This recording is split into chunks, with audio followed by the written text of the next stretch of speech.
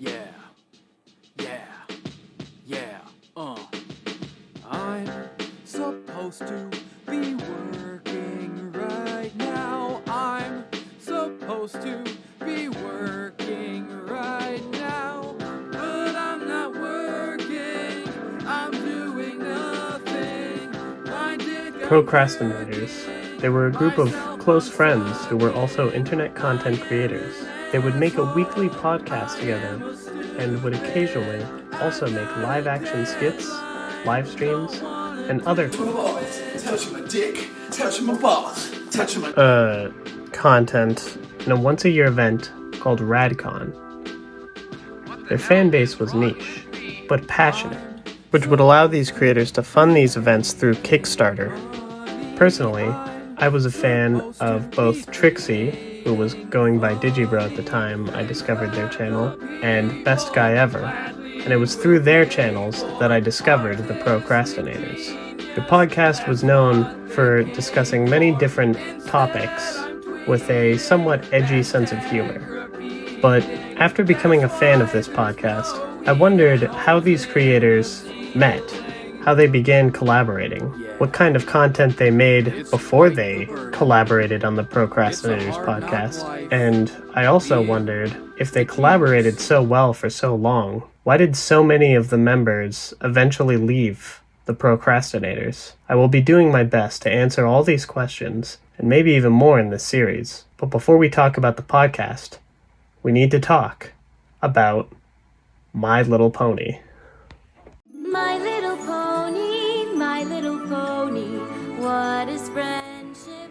My Little Pony Friendship is Magic was the fourth incarnation of the Hasbro TV show My Little Pony, a show created with the intention of marketing toys to young girls. The show ran from October of 2010 to October of 2019, spawning multiple spin-offs and multiple movies. The improved writing, animation, and in-depth characters of this incarnation brought with it new fans. Bronies. Bronies are boys and adult men who are fans of My Little Pony. An audience the show did not seem to be reaching intentionally, but nevertheless, the Brony fandom grew consistently throughout the show's airing, giving rise to YouTube channels which would discuss the show.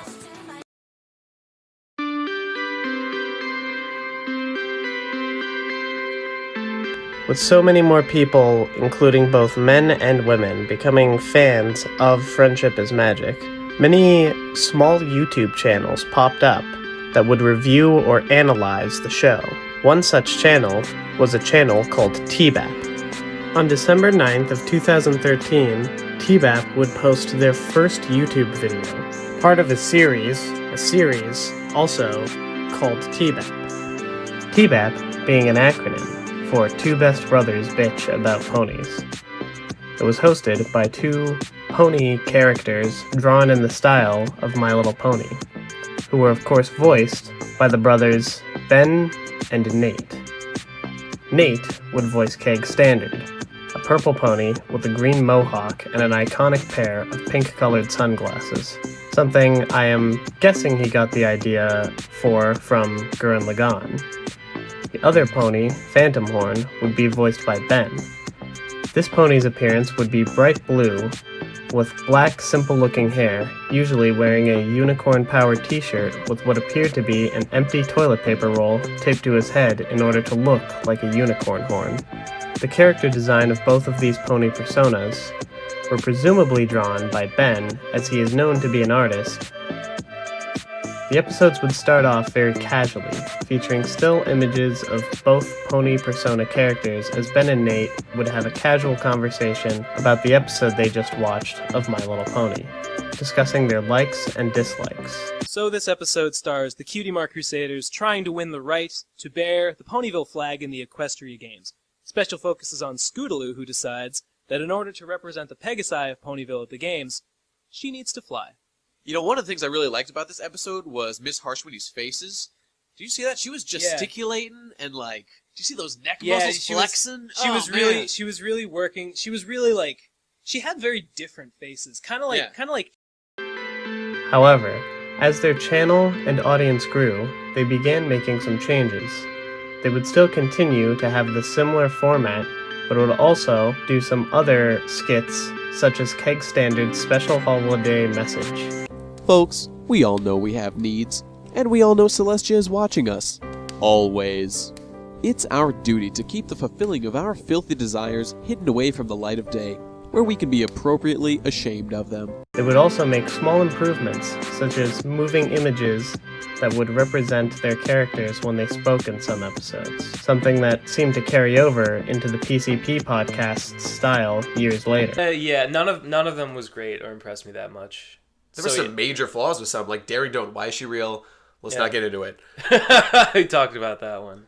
Just to address Nate, when you said that finding out Asriel at college, you were like, immediately this is an Elsewhere story. Yeah, because he's dead in the real world. Do you not think that it's equally, like, that it would make just as much sense to hear that line and think, oh shit, like... Then, in January of 2014, Ben and Nate would use their characters Phantom Horn and Keg Standard to theorize about a box that had appeared in the My Little Pony Friendship is Magic show. In this video, the characters were slightly more animated, just to have facial expressions to match what they were saying, a trend that would continue in their main TBBAP show. On February 18th of 2014, they would post the 11th episode of TBBAP, featuring a special guest. That guest at the time was known as another Friendship is Magic content creator called Brony. However, while they reference Brony doesn't actually appear in the episode, meaning that the video would turn out to be a troll, frustrating some fans. However, Brony would comment on this episode of TBBAP and congratulate them on making an awesome video. They would even state that it may as well have been an actual collaboration, as Phantom Horn and Keg Standard said much of what they would have said had they been on the episode. Once March came around, Ben and Nate would show themselves in live action for the first time on their channel. In this video called TBBAP Special Q&A, they would answer questions submitted by their viewers. They mentioned some interesting things in this Q&A.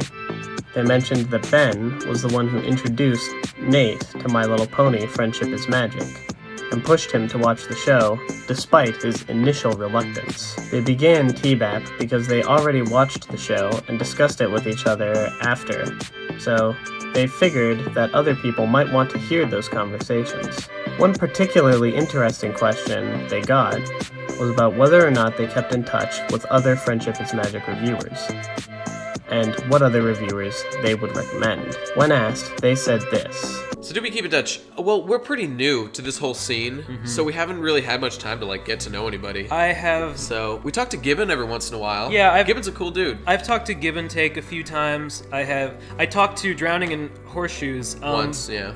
Once, before I was doing Before we did this, I yeah. just called him up randomly one time. Yeah. I've talked to Digi like once. Yeah. And that's and you know like what? What the fuck? Digi, I was promised your friendship by making this fucking video. I'm sure you could I haven't even spoken to you yet. I'm sure you could just message... I just messaged him on Tumblr. And, Digi, I want to be messaged friends. me. I'm sure he would do the same for you. Yeah. So I mean, no. Like, we don't really talk to anybody. And really. I'm friends with... Oh, I'm friends with Lethal Aurora Mage because we're both artists and we like each other's art a lot. Yeah, so that's cool. So they would come to work with many, though not all, of the creators they mentioned in a video in late April called Cutie Mark Kerfuffle, Chapter 1, Star Swirl Strikes Back, the beginning of a 3-part series that sadly seemed to go unfinished. Creators who would participate in these videos were, at the time, known as Digibro/Digibrony, Give and Take, Tommy Oliver, Any Pony, and the series featured a small part from Drowning in Horseshoes. The 2 parts that were complete were musicals, starring the pony personas of each of the creators. They would sing 2 rewritten versions of songs from the Friendship is Magic episode, Magical Mystery Cure. The first song being about how they have all switched roles, and the second being a song about friendship and helping each other find their true destinies. With excellent artwork and surprisingly good singing from all of the creators involved. Fans seem to react really positively to this collaboration. For most of the creators in this video, this would not be the last time they would collaborate. It wouldn't be long before these creators started a podcast together, known as the Pro Crastinators, or the Horseshoe Cast, or that one. Yep, they started the Horseshoe Cast. Continued in the next video.